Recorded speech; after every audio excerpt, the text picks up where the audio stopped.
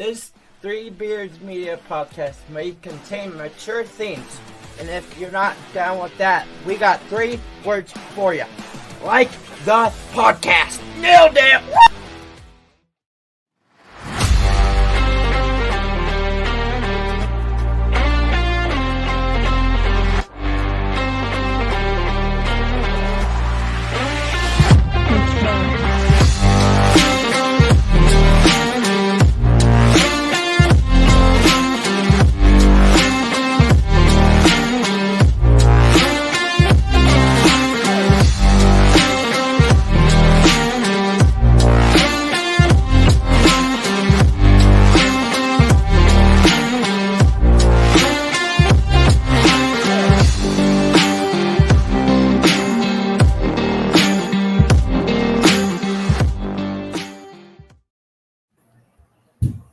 Hey, what's up, everyone? We are back with episode 2 of our podcast where Ben and I bring you information and Jim's opinions don't matter. Hey, guys. Love you, Sam. Yeah, I love you more. How's it going, guys? What have you been doing the last couple of weeks? Same old stuff. Trying to educate the youth. That's good. Good for you. But I'm assuming from an officiating standpoint, you've gone to your rules meeting, you've passed your test, paid your registrations. We certainly all went to the meeting, the rules meeting, right? The clinic. What was it, a couple week ago? Yeah. Mm-hmm. At Dallas Center Grimes, and I think there was like 150 officials in attendance, so that was pretty cool. But lots of emails and lots of things to do. You know, we've got to do our test. I haven't done that yet. I did print it off today. And, we've got to put in our availability for tournaments and things like that. So I'm behind the 8 ball, but probably do that next week is probably on my agenda. Agreed. I've got a couple of things left to do on that too. So it was nice to hear too, Chuck Britton talk about there were around 140 new officials signed up this year, so that's awesome. We need that desperately. Yeah, that's huge for sure. Yeah, so kind of a recap from a couple weeks ago. That podcast was really to get on and introduce ourselves. Talked about why we do what we do. And something that really stuck out to me was what Jim said, and that's the people you meet along the way. So we thought it'd be good to have Ben talk about a former partner of ours that is going through some tough times right now. We just wanted to give him a shout out. So Ben, I'll let you take it from there. Yeah, when last episode we were kind of talking about why we officiate and what our favorite parts are really, and I think what the consensus for us is it's a family, right? Like we're friends, but we're also family, and we have that common bond of doing the officiating and hanging out together and driving and just going through the same battles on the floor that everybody else that's doing it is. And one of our favorite partners ever has been Dan Clayton, and I've known Dan. Yeah, there's a picture of us. I think that's from like 2017 at the state tournament. So that seems like eons ago. Yes. I think I was running half marathons and stuff back then. So what? Yeah. Really? Yeah, I did that sort of thing once. Wow. Good for you. Jim's never even thought about it. No way. Why would you run unless someone's chasing you? Yeah. But Dan, we went to kind of rival schools. I'm from Earlham, and he was at Dexfield. And so kind of known about each other for a long time. And we started reffing together. He subbed for us, I think, in 2011 is what the records I found kind of said. And then really started full-time with us in 2013-14 season. After during the 18-19 season, he'd run with us then for, all those seasons. He met the love of his life and got married, that summer of 19. And so he moved up to Carroll. So it was a little harder for him to officiate with us. But Dan was always great with the story. That guy had more stories than almost anybody I know, and they were always hilarious. And one in particular I can think of that happened to us together. We were reffing down in Sheraton. I don't know if you guys have ever been to Sheraton, but it has, I would call it a historical kind of gym. I mean, it's old, right? Yeah. But Yeah, like Jim. Yeah. It might be the only gym older than Jim.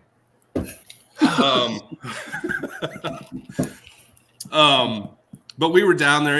It's a different layout. It's in an old building, and they put you up to get dressed in a home ec room. And that night we happened to be there. It was one of the coldest nights of the season, and it was just freezing in that room. So Dan and I opened up the ovens from the home ec room and turned them on. And I couldn't find the picture, but he had to speed up, with it over the oven door, just trying to warm up before we went out on the court.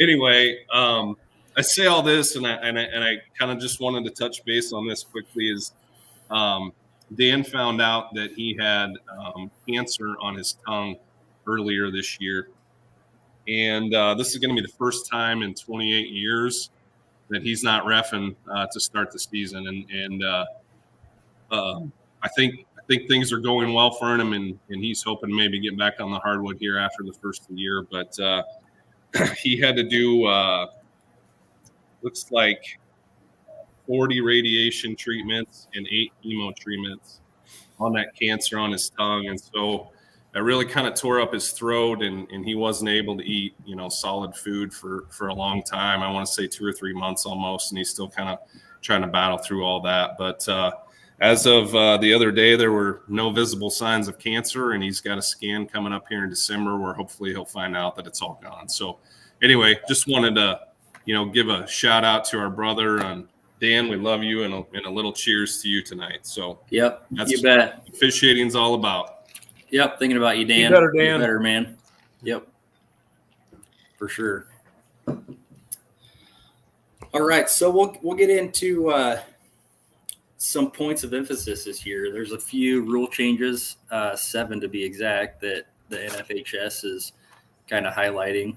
Last year was a big change with the shot clock, obviously. So now we've got 7 points of emphasis. So let's just kind of run down. Yeah.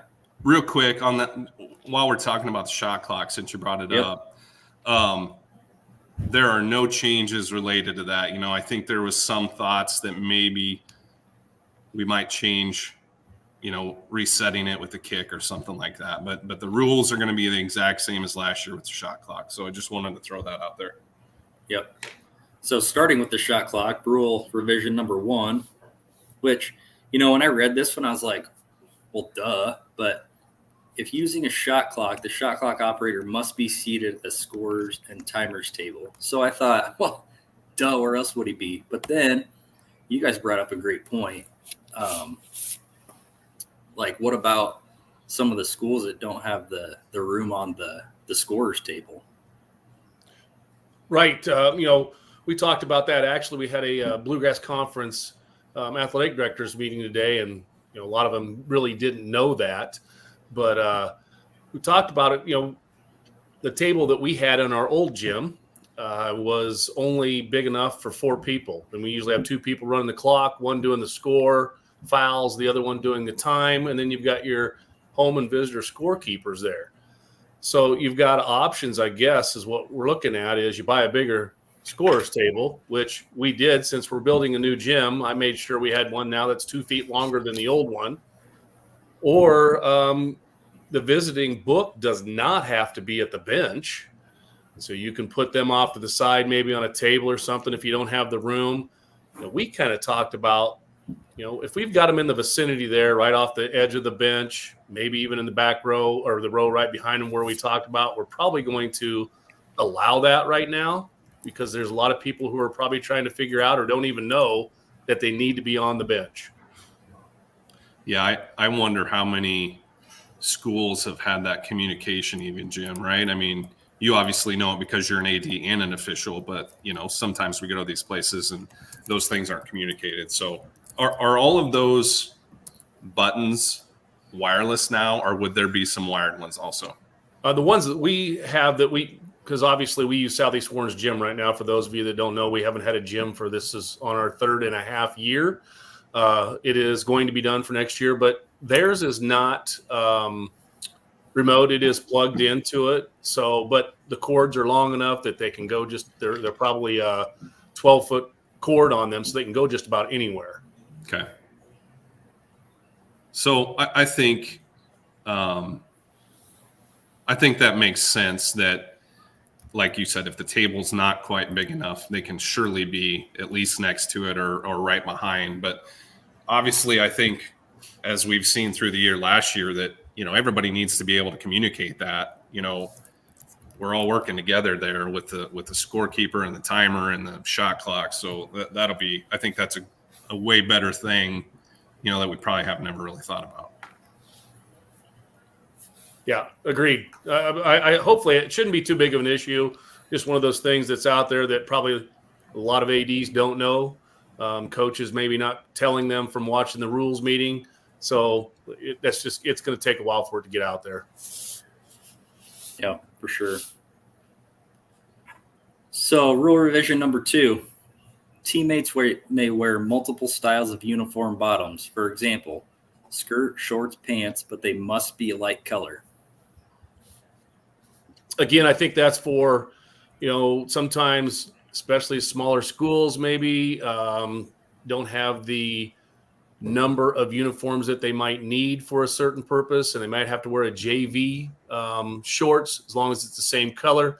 If the striping down the side is different, that's not going to be a big deal as long as the main color matches. I think that's what they did it for. Because like I say, sometimes you might have 15 uniforms, but you have different sizes of girls than maybe you had the year before, and a pair of shorts may not fit as well, and they can wear a JV set or an older set, and it'll work out this year.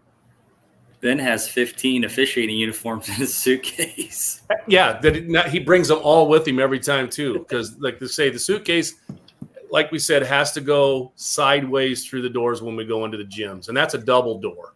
It's going to be awesome. It's going to be awesome when one of you guys forget your shit this year. And guess who comes to the rescue? And we're going to talk about it on the podcast. The first one to swear on the podcast right there. So cheers. The first time I put on my pants every year, it's like suck in a little bit. So I'm probably going to be the one that pops a button, and then I'll have to come to Ben. And can I have one of your 15 pairs of pants? There's a price now, asshole. Just bring a pair of pliers, because a lot of them have that little clip, that clasp, right? That you slide in there. So we'll just have to get them on and crank it down with a pair of pliers, and we'll be good. I got a toolbox in the truck.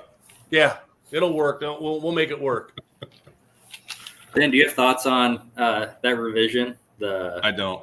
No, I really don't. Pants? No, I don't either. I mean, I'd rather not wear pants, so I don't know why any of them would want to wear pants, but it's all good. Hey, I just want you to know here in the comments, I'm watching a little bit over here on Facebook Live. Three Beards Media says Jim's the man. I think it's because of my nice Revelton shirt, but just wanted you guys to know that. Speaking of that, thanks, Jim. I don't agree that Jim's the man, but I do want to give a shout out to Three Beards Media and also our sponsor, Revelton, for making this possible. So let's move on to number 3. I'm drinking Revelton right now. Same. Nice. Undershirts worn under visiting team jerseys may be black or the single solid color similar to the torso of the jersey. All teammates wearing undershirts must wear the same solid color. This is my least favorite thing to do in a basketball game is to have to worry about being fashion police. I totally agree. I'm so glad you said that. Yeah. Right. But I know, and as Chuck said at the clinic, that is our job because it's a rule. But I do like that they made this, and because I understand we have maroon jerseys at Melcher Dallas. Sometimes it's hard to find a maroon undershirt that matches, and all kids getting the same one. They can all wear black now, but they need to make sure, coaches out there need to make sure, if they're wearing black under that dark jersey, that all of them have to wear black. It can't be 1 or 2 with maroon and 3 or 4 with black. They all have to be the same. Mm-hmm. I'm with you guys. I hate being the fashion police. It's like literally my least favorite thing about officiating usually. But honestly, if all of us officials just knock this out of the park like the first week, then we're not going to have to deal with it again. If we just see somebody that's wrong, just go up to them and say, Coach, it's got to be this. Please change it. That way they know. Because every time we do it halfway through the season, 3/4 of the way through the season, I've never heard that before. Well, exactly. Yeah. Well, it doesn't matter if anybody's told them that or not. A lot of them will say, I've never heard that before. Yeah. Right. Even though they just the night before were told to take them off. Exactly. Yeah. That's true. Yeah. That's true. Coaches are liars, right? Whoa. I didn't say that. Jeez. Mic drop in a second. Hey, this one's a biggie. I think we can spend some time on this one. So the 1-and-1 is gone. Right?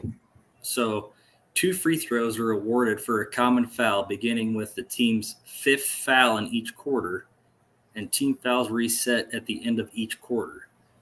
So that's a big change. I mean, in my opinion. And I like it. Because, how many times have we been in the first quarter and we've had 7, 8 fouls and we're shooting those, and, they may adjust to it and they only get 3 more the rest of the half. So now if they get 7 in the first quarter, they wipe off, and hopefully the second quarter they learn what we're calling, and, maybe we don't get into the bonus. But, I don't know, if people know why they did that. They talked about research shows that there were a lot of injuries happening on free throws. So eliminating a 1-and-1 gets rid of that 2 chances of having something happen on a free throw. And so hopefully there's less free throws in the game. I think in Iowa, this would be a little more familiar, I think, because of the interest in women's D1 basketball last year. Basically, we're doing the same rules as they have. Yeah.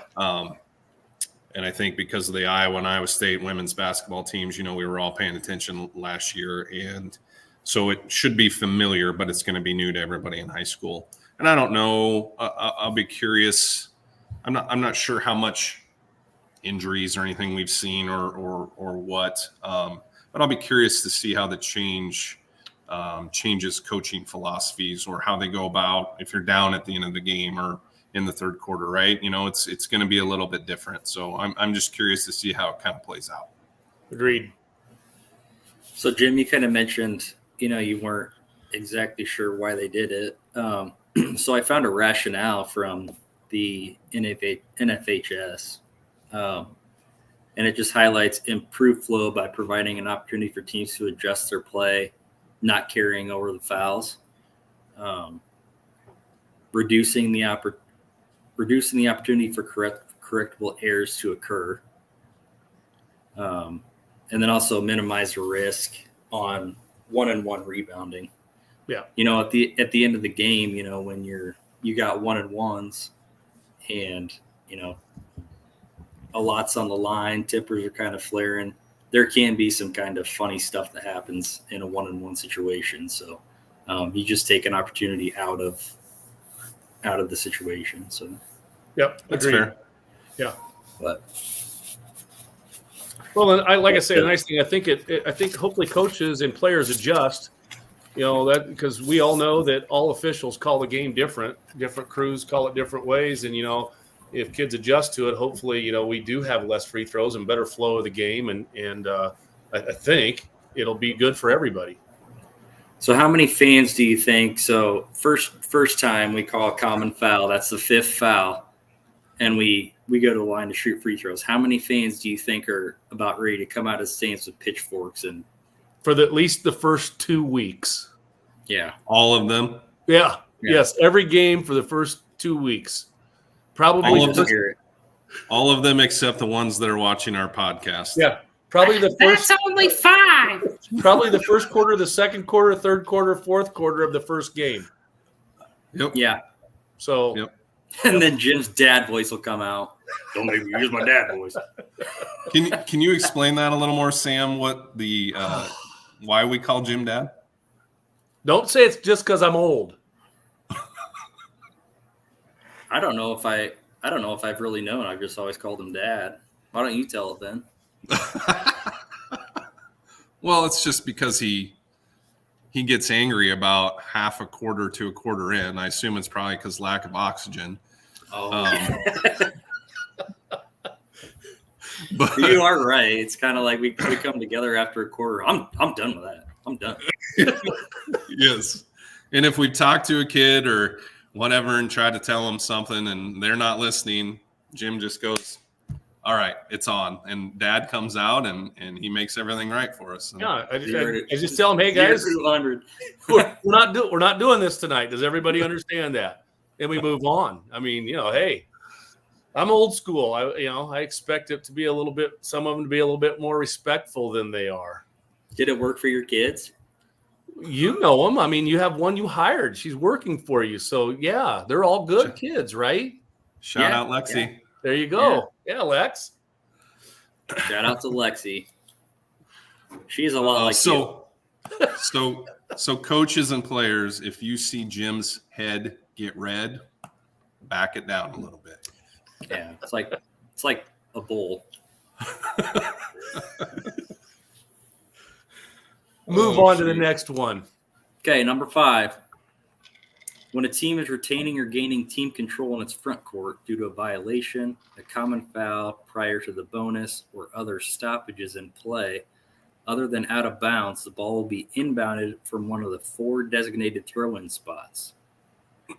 Parentheses, the nearest 28-foot mark along each sideline, or the nearest spot 3 feet outside the lane line on the end line. So you want your diagram up now? End quote. There we go. Perfect. So I don't know how many, if coaches even know this or fans would know this, but, in a normal game, that top picture there, any sort of violation, foul, whatever it might be, we would just go pretty much to the nearest spot, right? And that's kind of what that top is showing. And that'll stay the same for out of bounds violations. So anywhere we have an out of bounds, it's still going to go to the location basically where it went out at. So that's what that first top diagram kind of shows.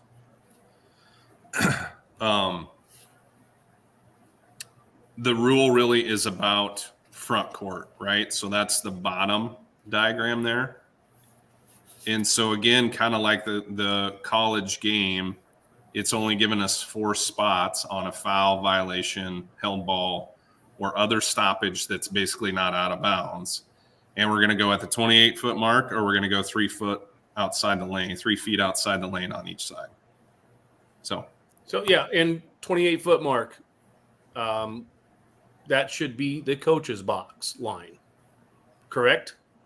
Yep, I believe Yep. so. So because I had a question the ADs asked today at the meeting was, do we have to mark that on the floor? Already should be. Should you have to Right. mark it on the other side? Well, if we can't look across the floor and see where that 28-foot mark is across the floor, then, something's wrong with this. But yeah, we just, general area there. And 3 foot outside the lane, I think we can all figure that out pretty easy too. Yeah, so on the baseline, like you're saying, Jim, I like Chuck's analogy at the rules meeting. He's like, if you don't know what 3 feet is, take COVID, 6 feet, and cut it in half. That's 3 feet. Yeah. Yep. Yep. And I don't think that'll be. I mean, I think that's a good rule. I mean, honestly, it kind of takes some thinking out of it for the official. I think it spaces the floor a little bit better in the front court too when we have that stuff. Yeah. Jim, when you talked with your ADs, is there any, I guess we didn't talk about, there's not going to be an actual line on the baseline for those two spots, is there? I don't think so. I mean, I think if you wanted to, you could easily, take gym floor tape and put it down there. But, I say a 3 foot area. I think we ought to all be able to know what 3 foot is, get the player to where they need to be, and hand them the ball. Well, that's another thing for Ben to add to his suitcase, some painter's tape, stick a roll in there. There you go. Yeah. I don't want to ruin the beautiful floors that we see. And It's painter's tape. It comes up clean. It'd be my luck. It would pull up the wood or too. something. We done with that one? I think so. I think people are going to get used to that fairly easy. And I don't think even when we do have those calls where we put it in bounds, I think most coaches might know. I don't know that many fans they're gonna ball goes out of bounds. They're watching. That's a good point. That's a good point, Jim. Like fans don't give a crap where you inbound it from. No, they just care who is inbounding. They're just like, whose ball is it? Yep, that's it. Yeah. Yep. And don't you dare make a mistake and point in the wrong direction. Yes. Because they'll let you know about it. I'm sorry. My error. Okay, number 6. What? You say something, Ben? Go ahead. No, go. When an official administers a throw-in to the wrong team, the mistake can be corrected before the first dead ball after the ball becomes live unless there's a change of possession. So correctable error. I mean, without going into the whole correctable errors rules, which really I'm not sure coaches would even know, fans would know. It's just one of those that's kind of more specific for officials, really. So this is one of. Go ahead. Sorry to interrupt. This is one of those that I think about that. It's like there's a lot of things that have to happen for this error to occur, and there's 3 of us. So I feel like the error should be caught before it's actually administered, but I guess it's just a catch. Fail safe. Yeah. Well, what the rule change basically is before, if you handed it in bounds to the wrong person, once the ball got in live ball, we no longer could change that, and now we can. Yep. Through the first dead ball, basically. Yes. Right. Yes. Yeah. So the 7th one and the last one, this one, this will take some getting used to, I think, from an officiating standpoint. So a player may step out of bounds without penalty unless the player is the first to touch the ball after returning to the court, or if the player left the court to avoid a violation. So basically, it's if you go out of bounds voluntarily, you can't be the first to touch it when you come back in. Right. And I think people, go ahead, Ben. I think this was probably under officiated in the past. Always.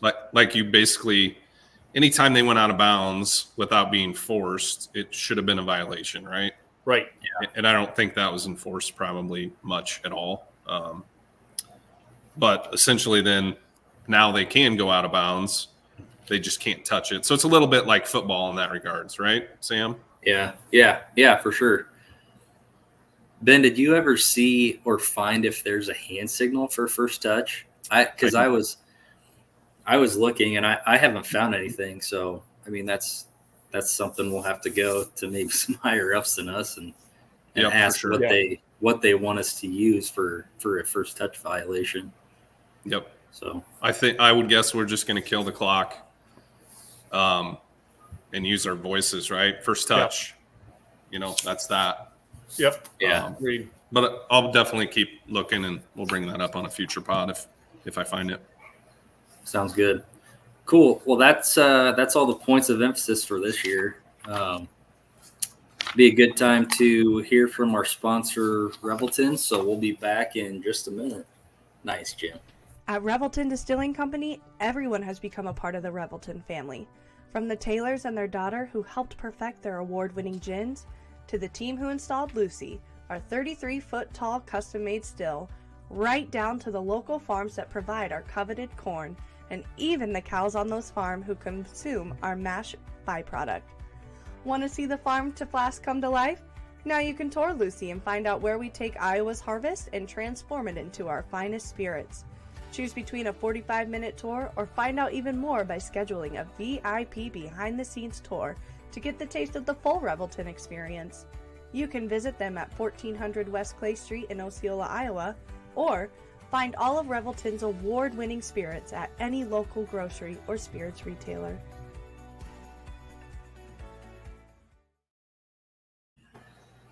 Jim, you were at Revelton a couple weeks ago, weren't you?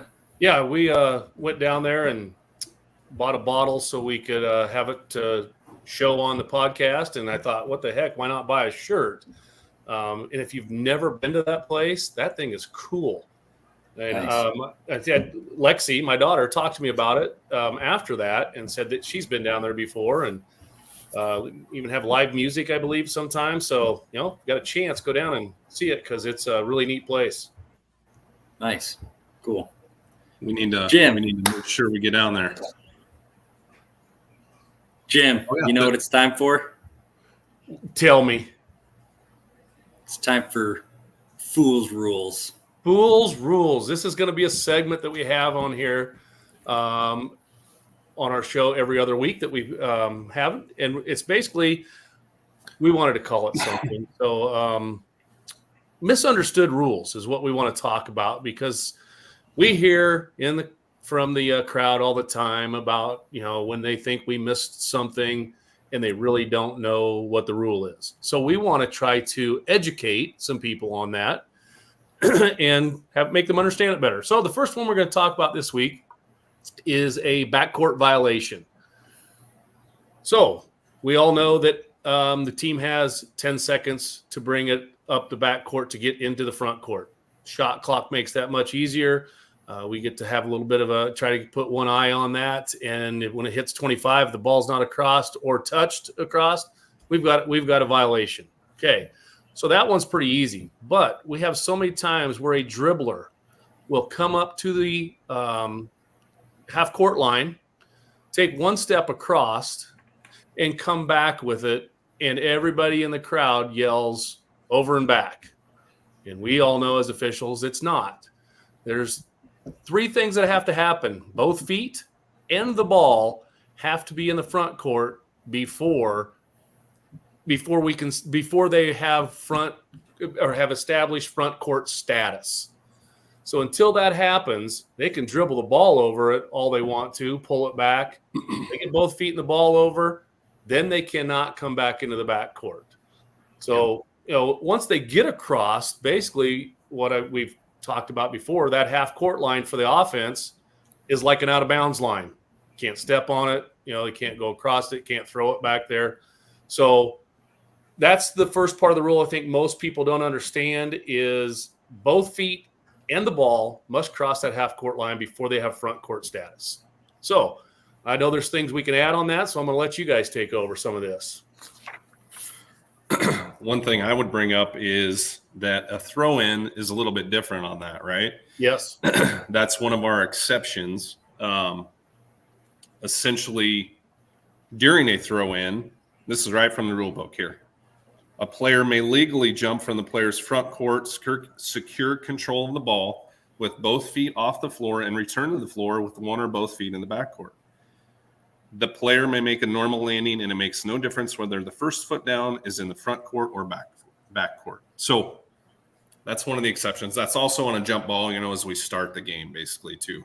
So those are kind of our two exceptions, really, to that rule. Again, that some people may not know. Sam, anything to add on that?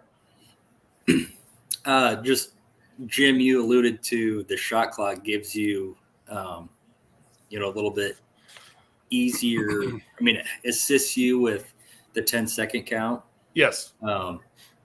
Which just a point I would mention is if you have a kicked ball or ball goes out of bounds in the backcourt, say there's 32 seconds left on the shot clock.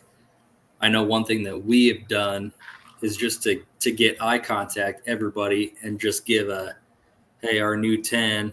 Whoa, Jim, what's happening to you? I don't know. I've got some sprinkles going on there, and I don't know how that Our- happened. Our new 10 count is from 32 to 22.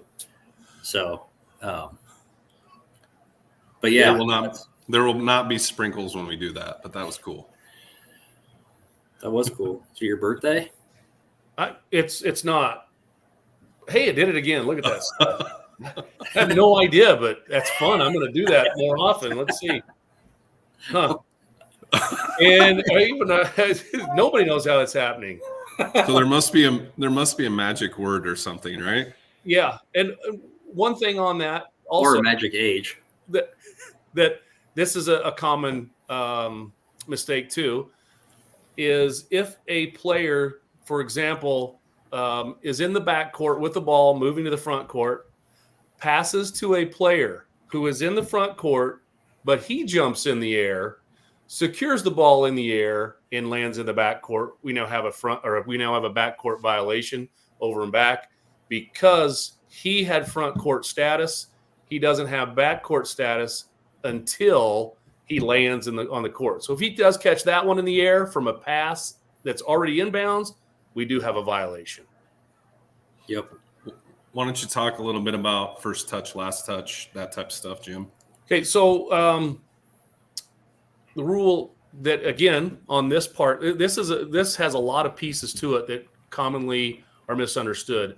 If I'm playing defense, ball's already in the front court, and I tip the ball into the back court, anybody can go and get it, and it's good. If the offense goes back and gets it, we are going to start a 10-second count, and they are going to bring it back into the front court and have all that good stuff. If I'm the defense and I tip it and it hits off of the offensive player's leg while he's still in the front court, then goes into the back court, the offense cannot be the first to touch the ball. If they do, it's over and back. Okay? So now I would tell my offensive player, I guess if I was coach, to make sure you still go and get it because it's going to be a violation. You don't want just to stop and let the defense take the ball because it's still live. Defense gets it, takes it, can go for a layup. So they can go get it, but it's going to be a violation. And I think one main thing to remember on that is team control, right?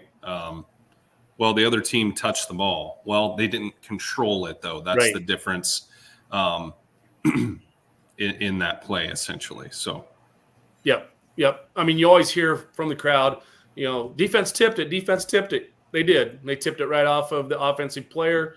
He was the first one to touch it. It's a violation. It is just how the rule reads. So, nothing you can do about that. Jim, maybe allude to, for any viewers that might not know, we use the term front court and back court.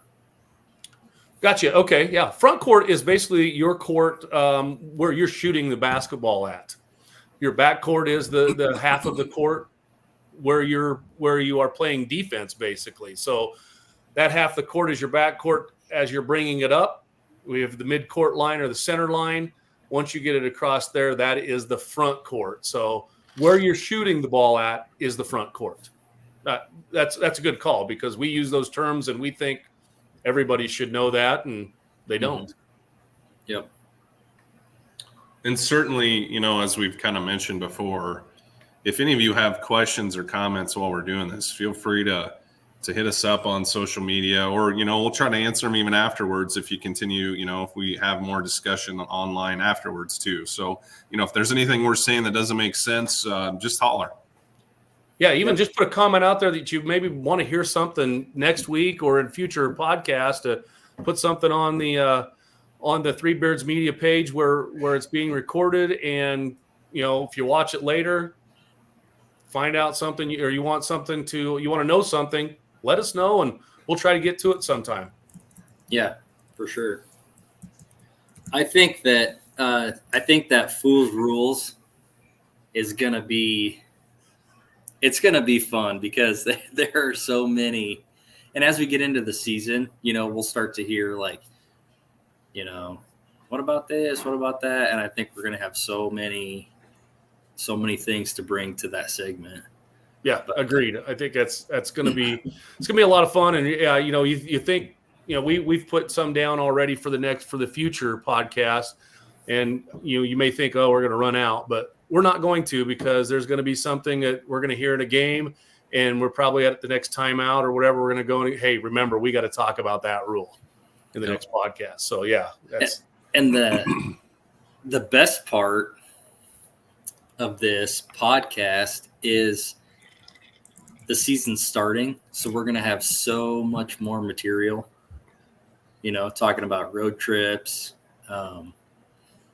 funny things that we see. So yeah.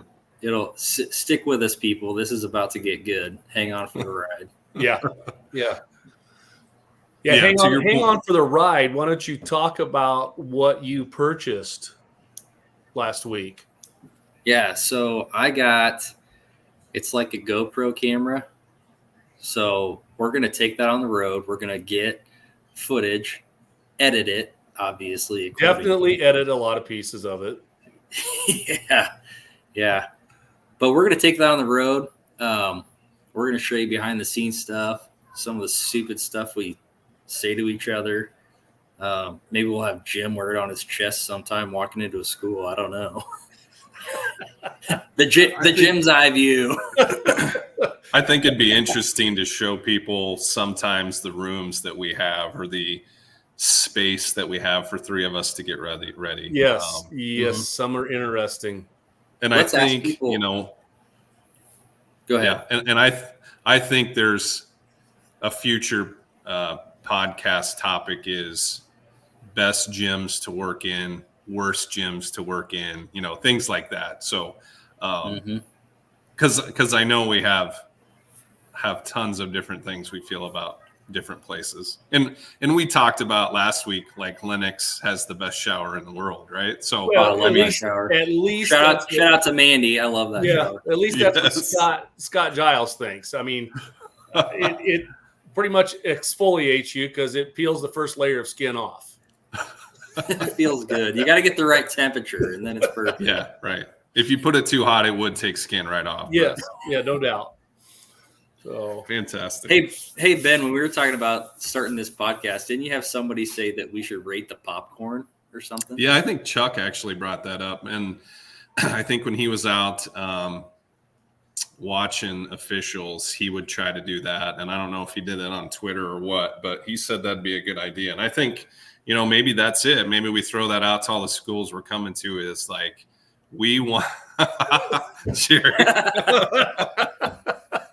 We'll come back to that comment, but maybe we throw that gauntlet out to the ADs, and we're gonna, before we wrap up tonight, we're gonna tell you where we're coming to over the next 2 weeks here before our next podcast. But maybe that's something so maybe that's something we say, hey, we want a popcorn in each place, and we're gonna start rating these things, and you're going to want to be at the top of that because everybody's going to hear about it, right? So, yeah, right. Absolutely. Yeah. And any bonus food or drink we get before or after the game is even that much better. So might help your rating. Well, that was nice. Whoops, go ahead. Yeah, it's really funny. Like sometimes what you'll get or what you won't get, right? Because I went to a school one time, small school. They were having a spaghetti supper. And game was over, and they were like, hey, why don't you come in the classroom and eat spaghetti? I really got to get home. They sent me with a whole entire to-go container of spaghetti, salad, garlic bread. I'm like, holy smokes, this is awesome. I've also been to places where I could barely get a water. Yep. You see this side and that side. Yeah. I just the popcorn story reminds me of when I was coaching football way back in the day. Sam, you don't remember these, but where we actually sent someone to scout the next opponent instead of watching huddle and all that stuff. We sent somebody. And when was that? Oh yeah, that's a long time ago. But Coach Nelson, who was actually my assistant coach when I played at Melcher Dallas, and then he was an assistant coach for me for a while. And when he got out of coaching, I talked him into going and scouting. The best scout ever. I mean, he'd have the plays broken down. It was just he would he would diagram 20 plays before the game started. He would watch the team warm up. But I'd always get to the last page of it, and he would always rate the concession stand food. So, if you're wanting people to know how good your popcorn, your concession stand is, we're your guys. Love it. So Jim, let's I'm gonna take your officiating hat off and I'm gonna put your AD hat on. Okay. So say you're hosting a basketball game one night, and officials come, kind of walk us through like what your night is with officials during breaks and yeah, it's being an official probably makes it different for me because I know what I would like to see when I'm going places, but I try to make sure I've got everything set up in the gym so I know that they're coming usually 45 minutes to an hour before the game. So I'm trying to wait in the lobby area and meet them when they get here. And I meet them, bring them into the locker room. Usually there's a refrigerator or at least a cooler in there with at least, I usually have like 9 waters and candy bars in there for them. So I don't have to, they don't have to keep asking if they can have another water or whatever. Water's 50 cents, 25 cents a bottle if you go buy the big pack. So why you say I'm so serious? I'm just telling you, this is the way. Oh, I'm so serious. And then half times and that, try to make sure I'm there to lead them off the floor to their locker room so we don't have anything happen there. After the game, definitely I'm there to get them to the locker room. I want to make sure they're comfortable, they feel safe, and they want to come back. So, and we try to at the end of the night in the concession stand, if they've got something left over, I tell whoever's running the concession stand, hey, if you got any hot dogs or the pulled pork sandwiches that they're having right now, if you got anything left over, save 2 or 3, depending on volleyball or basketball, and so the officials can have something to eat. So, we try to treat them as well as we can and make them want to come back. What are you doing during the game, Jim, if you're an AD? What am I doing during the game? I'm usually in one of the doorways leading into the gym, making sure that our fans are behaving appropriately. Go down by our student section every once in a while and make sure their cheers and chants are positive and not negative towards the other team. Just trying to, take it all in, watching our coaches, see how they're reacting to officials. You really don't get to watch the game a whole lot. You do get to, but you're really kind of making sure everything around you is going the way you want it to go. That's good stuff. I think we're kind of tongue in cheek a little bit on this, that, we don't need a lot, but we'd like a little bit of attention and a water and maybe a candy bar. And if there's food, that's great, but it's not absolutely necessary. We understand budget constraints and different things, but just act like we're there to help out a little bit, right? Yeah. I just like that. I try to always be there to greet them at the door. How many times have we went into a facility and nobody's there to show us to where we're going? Most of the time we know where we're going by now because we've been to those places before, but sometimes it's different. That's a good point, Jim. Like, what if you're a new official, right? And you get to, once we've been around the block a few times, we know, hey, if we're going here, we know to use this door, blah, blah, blah, and use the locker room. But if you're a new official, that can be intimidating. 1, not knowing where to park, 2, not knowing what door to go in, 3, not knowing who to talk to when you get there, and 4, where's the locker room? Yeah. Well, I try to. So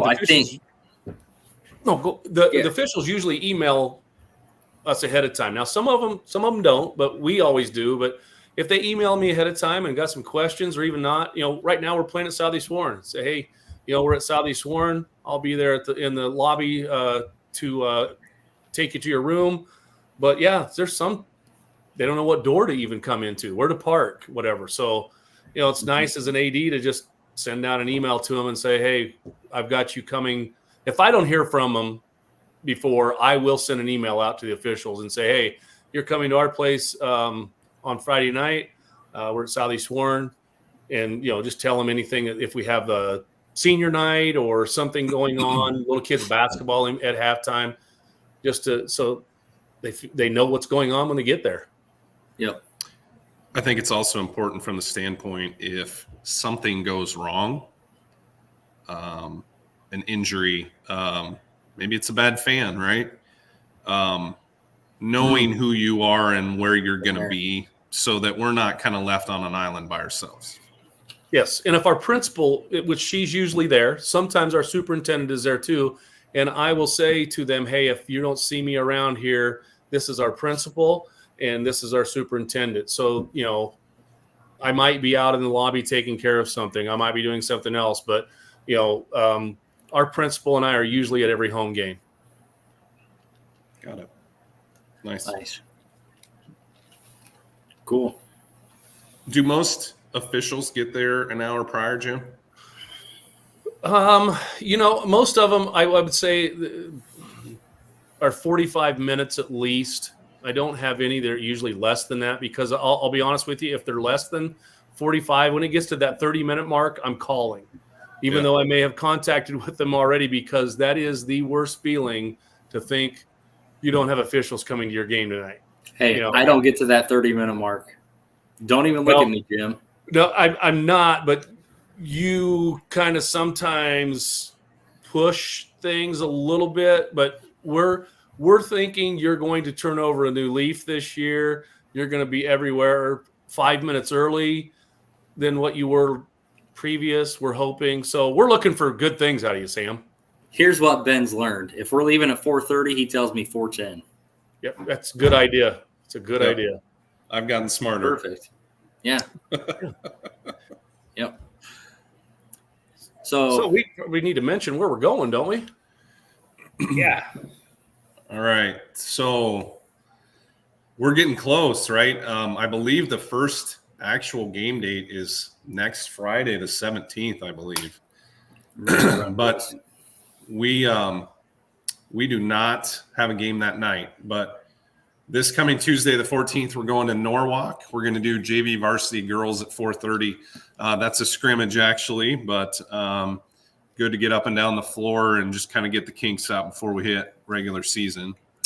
The following Monday, we kind of fire up, heading to Central Decatur down in Leon for a boys jamboree, and that'll be 3 halves of basketball. First game is Central Decatur against I-35. And then we'll do Mount Air against Mormon Trail. And then I believe Wayne against Lamoni is the current schedule. Yep. So that'll be. Is that on Monday, Ben? Yes. Yep. Monday the 20th. It's on that schedule that I sent to you. You know, that thing you're supposed to fill out, but I put all your stuff in already. Yeah. Well, yeah. Hopefully Sam's there with us. Yeah. Just put it on my calendar. Yep. Looks like I'm available. And then Tuesday night is really the regular season opener for us. And that'll be Tuesday the 21st. We're at Pella. That'll be a JV varsity girls contest against Mount Pleasant. I believe that's a 5:30 tip. It is. It is. I noticed that was different.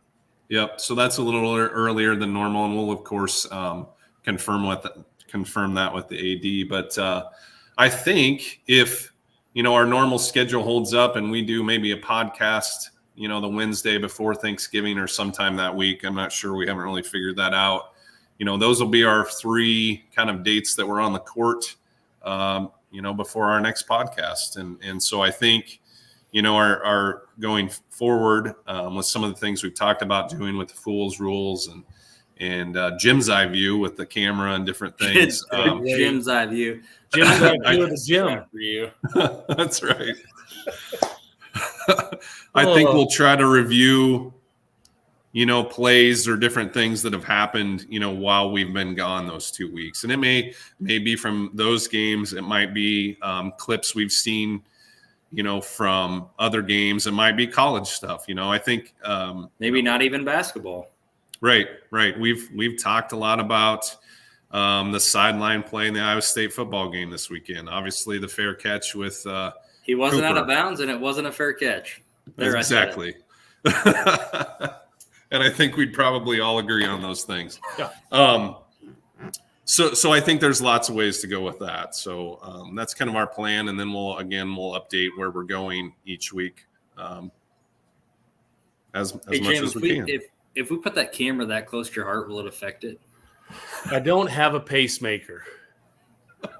I didn't ask if you had a pacemaker. I just asked Okay, if it so affected one thing that you guys haven't mentioned, which I can't believe yet, what is the first thing that you guys always look for inside the gym? Paddles. The AED, right? We look for AEDs, and Yeah. it's a joke, but it's serious too. Well, yeah. I mean, when you've had 2 heart attacks already, you never know when it's going to happen. But we're gonna But try to stay be away from that. To be fair, we do know, I think, of at least 2 situations, I think in the last 5 years, of officials going down and other officials or people there reviving them. They Yep. lived. Yep. Wasn't Jamie Brugman one of them that Yeah, he helped revived out. somebody? Yeah, Yep. Jamie's I a great just want guy. you to know, Shout out to Sam, Jamie. if it comes down to mouth to mouth, just don't. Dude, I'm only just doing let him go. concussions. That's it. If I don't Let have a it mouth go. dam, Yep. you're done. Oh, well, I've got one at Concussions all school. day. I've got one at school. I'll put it in the bag and make sure you have it in your back pocket. You want me to put it in my suitcase? Yeah, well, yeah. Yeah. Of course. Why don't you get a case from Amazon? I don't know. 50 of them. I don't know if we can fit it in there or not. Is there an expiration all- date on those things? Hey, With one all of thing that I Sam's think gum? that we need to make sure we mention, I'm not sure we did here, that's on the side of our chat, that Revelton is doing a live show this Saturday at the Revelton, not this Saturday, excuse me, Wait. December 9th. December 9th, live show from noon to 2 with some of the different podcasts. We will not be able to be there. Some of you guys will be reffing somewhere. I have a family Christmas that night, but we want to give a shout out there to Revelton Distillery. They're going to be hosting a live podcast from noon to 2 p.m. on December 9th. And I Thanks, think Ben. I was going to be there, but can't anymore. I think a lot of the podcasts from Three Beards are all going to try to have a little piece, and we may, I don't know, we do have a game at 1:00 that day, but maybe there's a way we could record a little bit on our way there or right when we get there or something. So we'll figure that out maybe. So, Yeah, but we appreciate Man, I'm looking- Revelton and their sponsorship for sure. Absolutely. And hey, again, I know that Jim and Ben, you guys alluded to this, but if you're a young official that just has questions, or if you're someone who's been thinking about getting into it, it's not too late. So certainly reach out to us via social media or however you can get a hold of us. We're not scary. We're pretty good guys to talk to. So we want to use this podcast as not only an informational piece, but also maybe a recruiting piece for new officials, because we certainly need them. And like Ben alluded to, and Jim too earlier, just the brotherhood. So if there's anybody out there who has any interest in officiating, we'd love to kind of take you under our wing and bring you up and teach you stuff that we know. Not saying it's all good, but some of it maybe you won't take away, but what we talked about too is, hey, if you're doing a game before us, a curtain raisers, JV game, and you want to stick around and you want to come in and listen to our pregame or even a halftime or whatever, more than welcome. Just come up and talk to us. We even talked about if you want to ride along with us to a game and see how things go, let us know. We would definitely encourage that, and I think you'd find out that it's a lot of fun. Honestly, I almost feel like that is maybe the best way to kind of get a feel for how a night really goes and how fun it can be, right? I mean, exactly. The time on the court is intense, certainly, but there's so much time around that nobody thinks about, that we've talked about a lot, that I think that's a good way to get younger officials involved, is just like, come along, take a ride with us, see how it goes. And if you can't make it, or maybe have an interest but don't want to go on a trip yet, the places I mentioned, I'm sure, most schools now have live videos going on. So watch us, ask questions after the fact, whatever. So, like I said, we're going to Norwalk and Central Decatur and Pella here in the next 2 weeks, basically before Thanksgiving. So, Yep. Cool. Anything else, guys? I think we covered it for now. Shout out to Andrew for putting our faces on here tonight. Appreciate Absolutely. you, Andrew. Thank you, Andrew. So, all right. I can get that to go one more time. No. Hey, we'll see you guys next time. Thanks a lot for joining us. See you in a couple weeks. Awesome. Cheers. Thanks, guys. Thank you.